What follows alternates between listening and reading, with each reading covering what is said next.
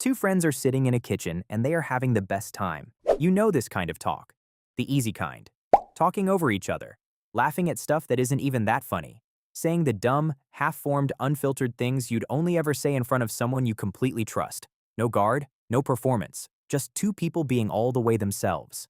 Then the door opens. Someone new walks in. A friend of a friend. Nobody dangerous. Just new. And watch what happens to one of them. Mid-sentence, they change. You can almost see it travel through their body. The shoulders square up. The voice flattens into something more careful. The big, dumb laugh shrinks down into a polite little version of itself. The stories get shorter, safer. Inside of about 4 seconds, the loose, funny, real person who was there a moment ago is just gone.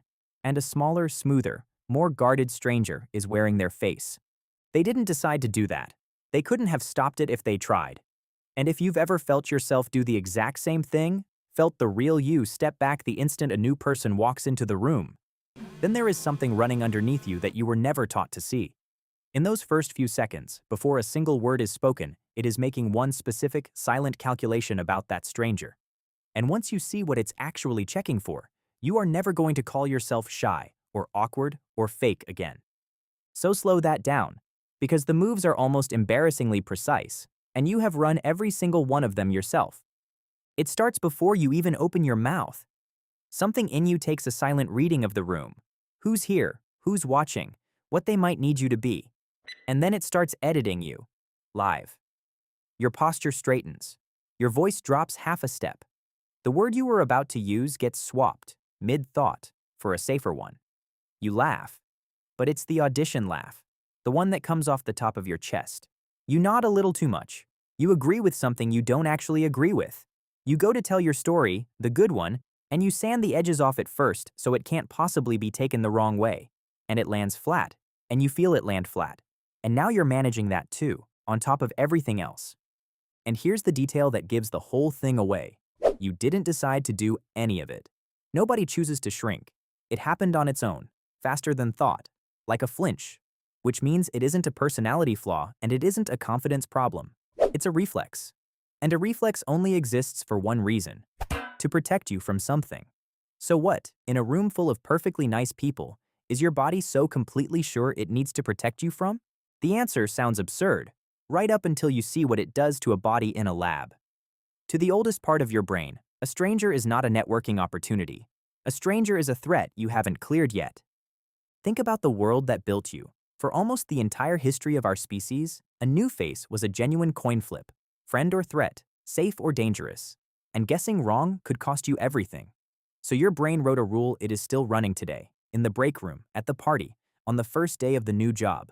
Until proven otherwise, an unfamiliar person is a possible danger. And you do not hand a possible danger the real, soft, unguarded you. You show them the safe copy, the presentable one, the one that can't get you hurt. And this isn't poetry. You can measure it in a lab. There's a test psychologists reach for when they need to reliably stress a human being. They don't use spiders. They don't use scary films.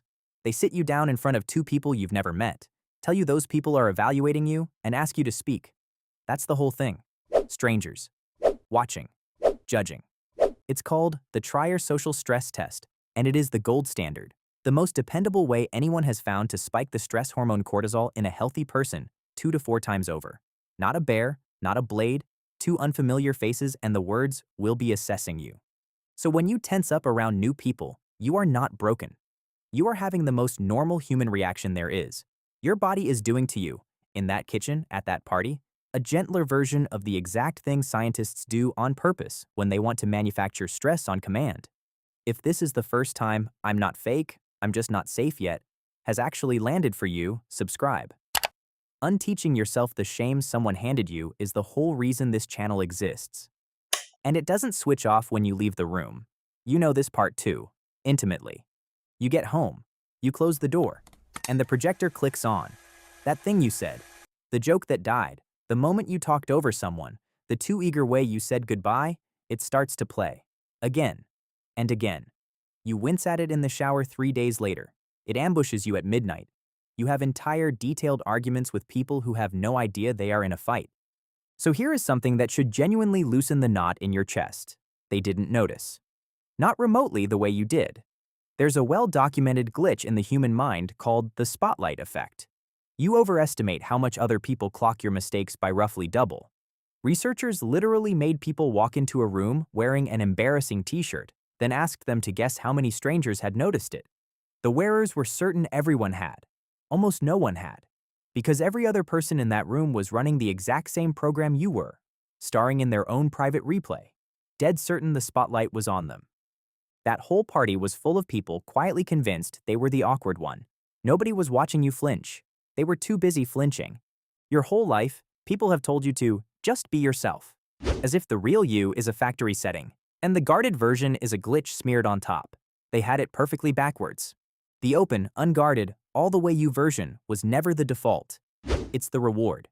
It's what your nervous system unlocks only after it has quietly gathered enough evidence, over hours, over months, over 100 tiny tests you don't even know you're running, that this one specific person is safe, that you can say the strange thing and not get punished for it, that you can be seen all the way down and not be left.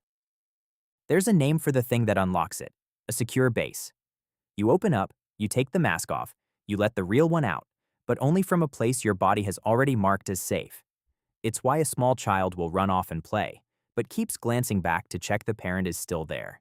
That exact system is still in you, fully grown, right now. You can only be your whole self while standing on ground you trust. And a stranger, by definition, is ground you have not tested yet. So the you that shows up around new people isn't the fake you. It's you, being careful. And careful is not a defect. Careful is the most loyal thing your mind does for you. A bodyguard standing in front of the softest part of you. A little overprotective maybe, but one that has never once stopped trying to keep you safe. But there's a cost, and you already know exactly what it is. Because the bodyguard doesn't always notice when the danger has passed. It holds the wall up a beat too long. It stays armored around the person who actually became safe 3 conversations ago. And it can leave you in a very specific kind of loneliness, standing in a room full of people, running the presentable version on a loop, while the real you sits behind the glass, waving, hoping just one of them looks closely enough to notice there's someone in there. And it tightens into a trap, because the more it matters that someone likes you, the more you genuinely want them in your life, the harder your body guards. So, the version of you that meets the people you most want to reach is the stiff one, the rehearsed one, the one least like the person they'd actually fall for. You are never more locked up than in front of the people you'd most love to let in. That's the cruel little joke buried in all of this. The higher the stakes, the thicker the glass. So turn the whole thing over, because you have been asking the wrong question this entire time. You've been asking, what is wrong with me, that I can't just be myself around new people? Nothing is wrong with you. That was never the question. Here's the real one. Being completely yourself in front of another human being was never meant to be automatic. It is the highest form of trust your body is capable of giving. It's your nervous system standing down, laying its weapons on the floor, and saying about one specific person, this one is safe, which means every single person you can be fully yourself around is not a coincidence. It isn't, we just clicked. It's a quiet miracle your body performed on your behalf. It took a stranger, ran them through 1,000 invisible tests you never consciously felt, and at some point flipped a switch that almost never gets flipped, and decided, they're in. For them, the wall comes down.